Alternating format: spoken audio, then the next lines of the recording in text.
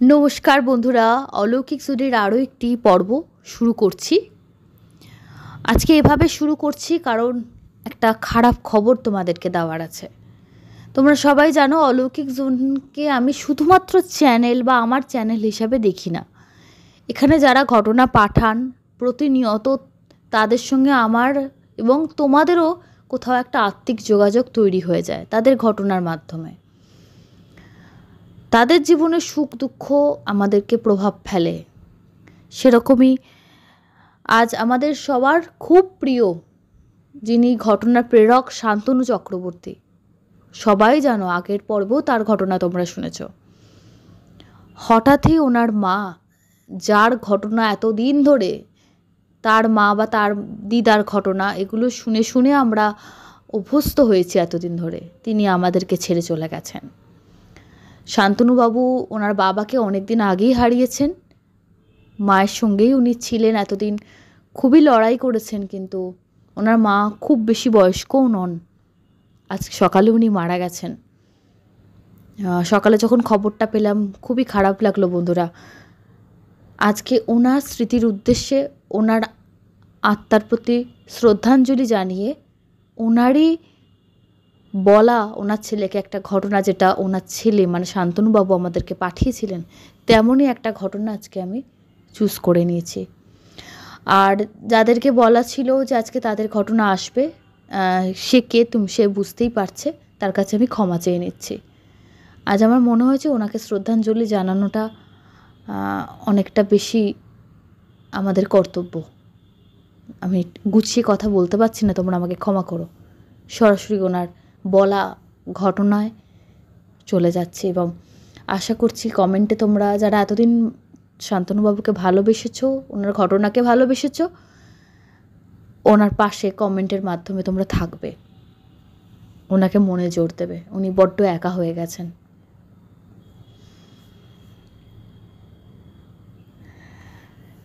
শান্তনুবাবু ঘটনাটা পাঠিয়েছিলেন বেশ অনেক দিন আগেই।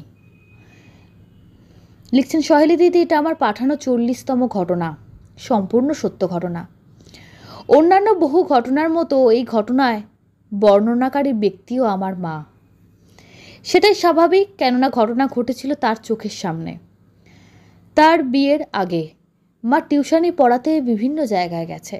তাছাড়া পুষ্প নামে তার একটা বেস্ট ফ্রেন্ডের সাথে বহু জায়গায় ঘুরে বেরিয়েছেন, যার মধ্যে অন্যতম ছিল বারাসাতের কলোনি মোড়। কল্যাণী রোড পেরিয়ে কল্যাণী মোড়ে আমিও বহুবার গেছি যখন আমি বারাসাত গভর্নমেন্ট কলেজে পড়েছি। সুপ্রশস্ত নির্বিচ্ছিন্নভাবে চলমান একটা গাড়ির প্রতিবন্ধকতা অতিক্রম করে কল্যাণী রোড পেরোতে ভাগ্য অপ্রসন্ন থাকলে বহু সময় লেগে যায়। ক্ষীণতম অসাবধানে ক্ষণমাত্র এদিক ওদিক হয়ে যায়, ভয়াবহ অ্যাক্সিডেন্ট। মা যে সময়ের কথা বলেছেন তখন চিত্রটা একটু অন্য ছিল। এতটা জনসংখ্যা ছিল না, কম্পিউটার, মোবাইল, কল্যাণী রোড ব্যস্ত হলো এখনকার মতন না, তাই স্বভাবত অ্যাক্সিডেন্টও কম হতো। কিন্তু তবু একদিন ঘটে গেল একটা মর্মান্তিক ঘটনা। কেন মর্মান্তিক, হৃদয় বিদারক, ভয়াবহ ইত্যাদি যে বিশেষণ ব্যবহার করি নাই কেন, এটা কম হয়ে যাবে। কেননা ওই সময় কল্যাণী রোডে গাড়িতে পিষ্ট হয়ে একটি ছোট্ট নিষ্পাপ সুন্দর ফুলের কুঁড়ির মতো পূর্ণ বিকশিত হয়ে ওঠার আগেই, জন্মদাতা ও গর্ভধারিণীকে অসীম আনন্দ দান করার আগেই ঝরে গেছিল। তার জন্ম থেকে এ পর্যন্ত বেড়ে ওঠার সাথে সাথেই বয়ে চলা তার বাবা মায়ের ক্রমবর্ধমান আনন্দ এক মুহূর্তের মধ্যেই পরিণত হয়েছিল অবর্ণনীয় গভীর বেদনায়। বাড়ির লোকের সাথে 4-5 বছরের একটি মাত্র ছেলে যখন বেরিয়েছিল, তখন কে বা ভেবেছিল এটাই তার শেষ যাত্রা। এরপর সেই পরিবারের কি হয়েছিল তা বর্ণনা দেওয়ার প্রয়োজন নেই। আগামী কয়েক বছরও সেই হতভাগ্য জনকজননী ভুলতে পারেনি তার দুঃস্বপ্নে তাদের সেই মুহূর্ত। কিন্তু কথায় বলে না, কারোর পৌষ মাস তো কারোর সর্বনাশ।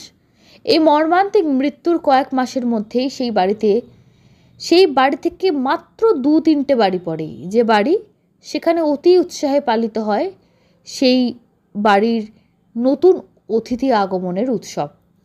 এখানেও অবশ্যই পুত্র সন্তান যথারীতি বাপ মায়ের অকৃত্রিম স্নেহে ছত্রছায়ায় পরম যত্নে বেড়ে উঠতে থাকে ছেলেটি। যেমন বেড়ে উঠত পূর্বের ওই অকালে নিশ্চিহ্ন হয়ে যাওয়া ছেলেটি। দিন যায়, মাস যায়, বছর যায়, ক্রমে সেই ছেলেটিও 4-5 বছরে এসে উপস্থিত হলো। আর সেই সঙ্গে পরিবারও নেমে এলো একরাশ অশান্তি। না, মর্মান্তিক কিছু এক্ষেত্রে আর ঘটেনি। আসলে হঠাৎই পরিবারের লোকজন লক্ষ্য করে যে হাসি খুশি ছটফটে দৌড়ে খেলে বেড়ানো ছেলেটি দিন দিন কেমন বিমর্ষ হয়ে যাচ্ছে। বন্ধুদের সঙ্গে খেলতেও মন নেই, খেতে শুতে কোনো কিছুতেই তার ভালো লাগে না। ছোট ছেলেরা মা অন্ত প্রাণ হয়, এও তার ব্যতিক্রম ছিল না। কিন্তু এখন ব্যতিক্রম ঘটল। মায়ের সংস্পর্শ তার কাছে বিরক্তিকর ঠেকল, যা সবাইকেই খুব অবাক করেছিল। কিন্তু তারপর যে ঘটনা ঘটল তার থেকে বিস্ময় পূর্ববর্তী বিস্ময়কেও ছাপিয়ে গেল। কেননা সেই ছোট ছেলেটি এখন যেন আক্রমণাত্মক হয়ে উঠেছে। বারবার তার বাবা মাকে বলছে, তোমরা কারা, আমি এখানে কেন? তার মা কিছুই বুঝাতে পারে না এসব কি হচ্ছে। শুধু ব্যগ্র হয়ে বলে, কি বলছিস বাবা, আমি তোর মা, উনি তোর বাবা, আমাদের চিনতে পারছিস না? আর তুই তো তোর নিজের বাড়িতে রয়েছিস। বাচ্চাটি তীব্র স্বরে প্রতিবাদ করে, কখনো না, তুমি আমার মা নও, এটা আমার বাড়ি না, আমাকে আমার মায়ের কাছে দিয়ে এসো। মা বলেন, আমি তোর মা, মা না হলে কে তোর মা? ছেলেটি একদিন আঙুল দেখিয়ে দেয় যে ওই দিকে কাছাকাছি কোনো একটা বাড়িতে তার মা বাবা সহ পরিজনেরা রয়েছে। সে তো সেখানেই ছিল, এখানে কিভাবে এলো বুঝতে পারছে না। আরও জানা যে তাকে যেন অবিলম্বে তার নিজের বাড়িতে রেখে আসা হয়। সেখানে একটি ঘরে আলমারির তলায় তার ব্যবহার করা খেলার বলগুলো রয়েছে, সেগুলোও জানায়। হতবাক হয়ে যায় তারা, বাবা মা, এ কি কোনো মাথার গোলমাল নাকি অন্য কিছু? কেননা বাচ্চাটি যে বাড়ির নির্দেশ করছে তাদের অতি পরিচিত নিকট প্রতিবেশীর বাড়ি, যেখানে 4-5 বছর আগে গাড়ির তলায় প্রাণ গিয়েছিল সেই বাড়িরই ছোট্ট সদস্যের। সে বাড়ির লোকেদের নয়নের মণি ছিল সে। তার বর্তমান পুত্রের বয়সী ছিল সেই বাচ্চাটি। সুতরাং এই বাচ্চাটি প্রিয়জনদের মনে সেই প্রশ্ন উকি দিয়েছিল, এই ছেলেটি সেই ছেলেটি নয় তো? হয়তো জাতিস্বর হয়ে মনে করতে পারছে বিগত দিনের ঘটনাবলী। অবশেষে বিষয়টি পরীক্ষা করতে বাচ্চার পিতামাতা বাচ্চাকে নিয়ে সে হতভাগ্য প্রতিবেশীর বাড়িতে উপস্থিত হয়। অবশ্য না হয়ে কোনো উপায় ছিল না, কেন তাদের বাচ্চা নাওয়া খাওয়া ছেড়ে একটাই কথা বলছে, নিজের বাড়ি যাব, এখানে থাকবো না। প্রতিবেশী সেই বাড়ির লোকেরা এদের কাছে সব ঘটনা শুনে তাজ্জব হয়, কিন্তু উপস্থিত প্রত্যেকে আরও তাজ্জব হয় যখন সেই ছেলেটি ছুটে এসে প্রতিবেশী মহিলাকে মা বলে জড়িয়ে ধরে। মা ও সন্তানের পারস্পরিক টান আত্মিক, তাই বোধহয় সেই মহিলাও প্রতিবেশীর বাচ্চাটির কাছে এক অব্যক্ত আকর্ষণ অনুভব করে। তারও যেন মনে হয় যে হারিয়ে যাওয়া অমূল্য রতন কীভাবে এসেছে তাকে তাদের কাছে ভিন্ন কায়ায়। তারপর সেই ছেলেটি যখন এক ছুটে নির্দিষ্ট ঘরটিতে গিয়ে আলমারির তলা থেকে কিছু বল বের করে এনে সবাইকে বলে, আমার এই বলগুলো, এই তো খেলতাম আমি, তখন আর কারো বুঝতে বাকি থাকে না আসল রহস্যটা কোথায়। মৃত ছেলেটির পিতামাতা জীবিত ছেলেটির পিতামাতাকে জানায় যে তাদের সন্তানের ব্যবহৃত বলগুলি তাদের সন্তানের মৃত্যু থেকে আজ অবধি ওই আলমারির তলাতেই পড়েছিল। তাদের কারোর সাহস হয়নি সেগুলোকে স্পর্শ করার, কেননা এমনিতেই সে বাচ্চাটির স্মৃতি তার দিবানিশি দগ্ধ করছে তাদের। তার ওপর অতিরিক্ত সংযোজন তারা কেউই চায় না। এরপর ঘটতে থাকলো একই ঘটনার পুনরাবৃত্তি। ছেলেটিকে প্রতিদিনই একবার করে সেই প্রতিবেশীর বাড়িতেই তাকে নিয়ে আসতে হতো। সে যতক্ষণ সেই বাড়িতে থাকতো ততক্ষণ তার আনন্দ মুহূর্ত, কিন্তু যখন তার নিজের বাড়িতে ফিরলেই তার হৃদয়ে প্রবেশ করত গভীর বিষণ্ণতা। অবশ্য নিজের বাড়ির শব্দটি বললাম বোঝার সুবিধার্থে, আসলে দুটো বাড়িই তো তার নিজের, দুই মাই তার নিজের, যদিও অবশ্য তাদের একজনকে সে মা বলে স্বীকারই করতে চাইছে না। সেই সময় মায়েদের মানসিক অবস্থাও যা ছিল তা ভাষায় প্রকাশ করা যায় না। এক মা তার নিজের ছেলেকে চোখের সামনে পরের বাড়িতে মানুষ হতে দেখছে, যাকে দিনে কিছু সময়ের জন্য কাছে পেলেও আপন করে বরাবরের মতো পাওয়ার তার অধিকার নেই। আর এক মা তার সন্তানকে শারীরিকভাবে কাছে পেলেও শত চেষ্টাতেও পাচ্ছে না তার মন। ভবিষ্যতে কি বর্তমানকে অনুসরণ করবে? তার সন্তানকে স্নেহপাশ থেকে ছিন্ন করে অন্য মহিলাকে মানসিকভাবে আপন করে নিয়ে থাকবে? উভয় পরিবারের সদস্যরাই সমভাবে চিন্তিত ছিল যে তাদের বাড়ির ছেলে তিলে তিলে শেষ হয়ে যাচ্ছে, সেই সঙ্গে তারাও। বাচ্চাটির পিতামাতা চেয়েছিল তাদের সন্তানের আনন্দময় উন্নত ভবিষ্যৎ, কিন্তু ভাগ্যের নিষ্ঠুর পরিহাসে ঘটল উল্টো। যদিও তারা জানতো যে তাদের সেই প্রতিবেশীর বাড়িতে তাদের সন্তান সুখে থাকবে, আর তাকে পেলে শোকাহত বাবা মা ফিরে পাবে তাদের হারানো সন্তান। কিন্তু এত অসম্ভব কল্পনা। হতে পারে তারাও একই সন্তানের পিতামাতা, কিন্তু তা বলে নিজের সন্তানকে অন্যের হাতে তুলে দেওয়া এতটা সোজা না। ছেলের আত্মা তার বর্তমান যে শরীরটিকে আশ্রয় করে পৃথিবীতে এসেছে, সেই শরীর তো আসলে তার বর্তমান পিতার ঔরসে, বর্তমান মাতার গর্ভজাত। সুতরাং তারাই তার পিতামাতা, বাকি সব অতীত। আর তাদের সন্তানকে যে করেই হোক অতীতের স্মৃতি থেকে বের করে নবজন্ম দিতে হবে, কেননা সত্যি সত্যি তার নতুন জন্ম হয়েছে। এই অভিপ্রায়ে বাচ্চাটির মা ও বাবা পারস্পরিকভাবে আলোচনা করে সিদ্ধান্ত নেয় যে তারা সন্তানের ভবিষ্যতের স্বার্থে এই পাড়া ত্যাগ করে চলে যাবে। এই অঞ্চল ভবিষ্যতের জন্য খুবই ক্ষতিকারক হবে। চিরদিনের জন্য পরিত্যাগ করে বহু দূর চলে যাবে, যেখানে নতুন পরিবেশে নতুন মানুষের সঙ্গে মিশে তাদের সন্তান বিগত জন্মের কাহিনী আস্তে আস্তে ভুলে যাবে, সুস্থ স্বাভাবিকভাবে আর পাঁচটার মতো বেড়ে উঠবে। এরপর কি ঘটেছিল সহজেই অনুমেয়। পাড়ার লোকে একদিন দেখলো বাড়ির মালিক আসবাবপত্র লরিতে তোলা হচ্ছে, বাড়ির মালিকানা হস্তান্তরিত হয়েছে। পাড়ার সবাই জানতে পারলো যে ওদের প্রতিবেশীর সঙ্গে এটাই তাদের শেষ দেখা। তারা তো সব ঘটনা জানতোই, তাই পুরো পরিস্থিতিটা অনুধাবন করতে তাদেরও অসুবিধা হয়নি। এই পর সেই পরিবারের কি হয়েছিল বা যাকে কেন্দ্র করে এত ঘটনা, সেই বাচ্চাটিরই বা জীবনে কি হয়েছিল তা জানার আর কোনো উপায় ছিল না। সুতরাং আমাকেও এখানেই শেষ করতে হচ্ছে। তবে একবার ইতি টানার আগে বলবো, জানি না যারা পুনর্জন্ম অবিশ্বাস করেন তাদের ঘটনাটি গ্রহণ করবেন কিনা তারা। তবে আমার পক্ষ থেকে এটুকু বলবো, ঘটনার ব্যাপারে 100% নিশ্চিত না হয়ে ঘটনা লেখার কাজে আমি হাত দিই না। মনে রাখবেন 100%, 99% কিন্তু নয়। বন্ধুরা, ভালো লেগেছে মন্দ লেগেছে এসব কথা আজকে বলতে ইচ্ছা করছে না, বিশ্বাস করো। কেননা যিনি ঘটনাটা, শান্তনুবাবু তো আর শোনেননি ডাইরেক্ট, শুনেছিলেন ওনার মা। উনি বলেছেন, শান্তনুবাবু লিখেছেন। যিনি বলেছেন তিনি আজ আর নেই। আমি যখন ঘটনাটা আজকে বলছি হয়তো উনি শুনতে পাচ্ছেন। কাকিমা, আপনি যেখানেই থাকুন, আপনার আত্মার শান্তি কামনা করছি। আর বেশি কিছু বলার নেই। বহু ঘটনা আপনার বলা, ঘটনা যেগুলো আপনি নিজে লিখতে পারতেন না, ছেলেকে দিয়ে লেখাতেন, সেগুলো অলৌকিক জনে বহু দর্শক শ্রোতা বন্ধুরা শুনেছে, তাদের ভালো লেগেছে। আজকে আপনি নেই, খুবই খারাপ লাগছে। আমি যেহেতু আমার বাবা মারা গেছে, তোমরা সবাই জানো, সেই পরিস্থিতির মধ্যে দিয়ে গেছি, তাই বোধহয় আরও বেশি রিলেট করতে পারছি। যদি বেশি ইমোশনাল হয়ে যাই তোমরা ক্ষমা করো, যদি তোমাদের কারোর খারাপ লাগে। কিছু বলার নেই সত্যি। দ্বিতীয় ঘটনায় চলে যাচ্ছি। শান্তনুবাবু লিখছেন, আমরা বাইরের জগতে যাদের দেখি তাদের মধ্যে সবাইকে দেহধারী জীবিত শ্রেণীর, তা কিন্তু আমরা জোর দিয়ে বলতে পারি না, পারি কি? এ প্রসঙ্গে আমার দাদুর জীবনে ঘটে যাওয়া একটা বিশেষ রাতের অভিজ্ঞতা বেশ কিছুদিন আগে মায়ের কাছে শুনছিলাম। সেদিন রবিবার বা অন্য কোনো ছুটির দিন হতে পারে, মায়ের ঠিক মনে নেই। দাদু সেদিন অফিসে না গিয়ে অন্যত্র গিয়েছিলেন কোনো একটি বিশেষ কাজে। বাড়িতে সবাই জানতো যে তার ফিরতে একটু রাত হবে। তখন ফোনের যোগাযোগ না থাকায় কেউ বাড়ি ফিরতে দেরি হলে দুশ্চিন্তা স্বাভাবিক ছিল।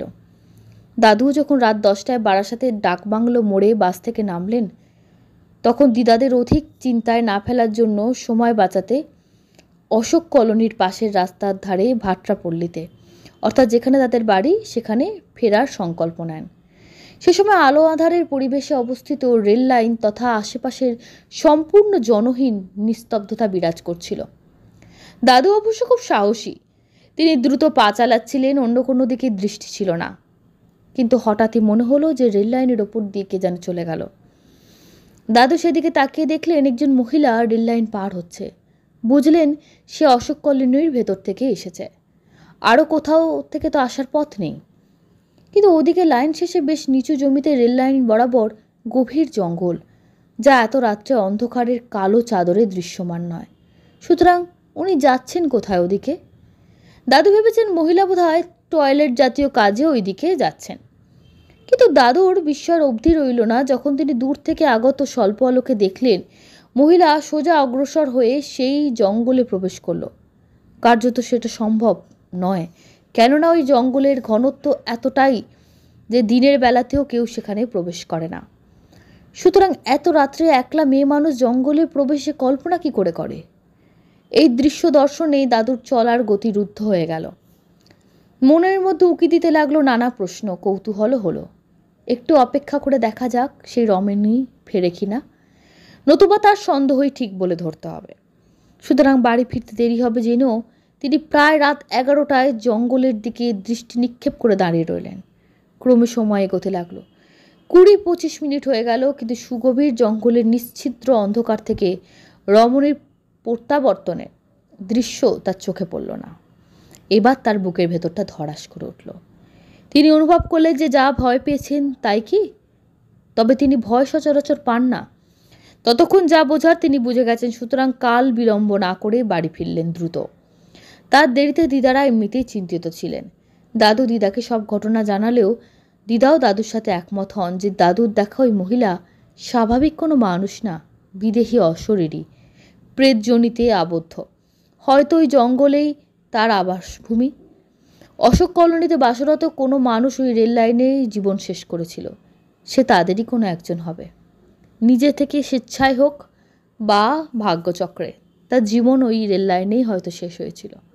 যাই হোক, দাদু সে রাত্রে দিদার অনুরোধে খাদ্যগ্রহণ থেকে বিরত থাকেন, কেননা প্রেতাত্মা দর্শনজনিত ভয়ের রাতে খাদ্য গ্রহণে অনিষ্ট হয়, এমনটাই ছিল দিদার বিশ্বাস।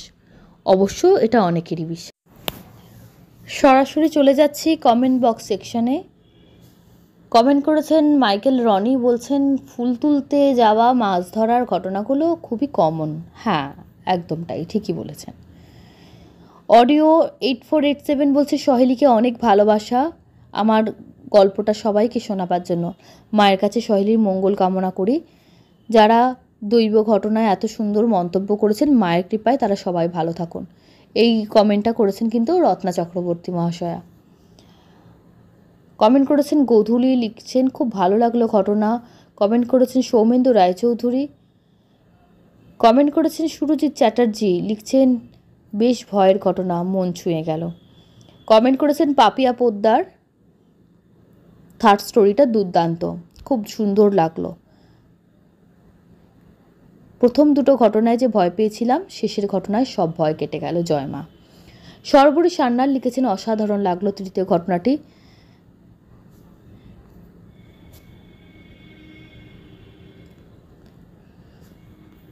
এরপর কমেন্ট করেছেন অমিত ভট্টাচার্য। মিলি চক্রবর্তী লিখেছেন সব ঘটনাগুলোই খুব ভালো লাগলো। হবিট স্পট লিখেছেন অসাধারণ, মন ছুঁয়ে যাওয়া তৃতীয় ঘটনাটি। সুদেষ্ণা চ্যাটার্জি লিখেছেন দারুণ। শ্রাবণী বাগচি লিখেছেন অসাধারণ লেগেছে ফার্স্ট দুটো ঘটনা, থার্ডটা জাস্ট এক্সিলেন্ট।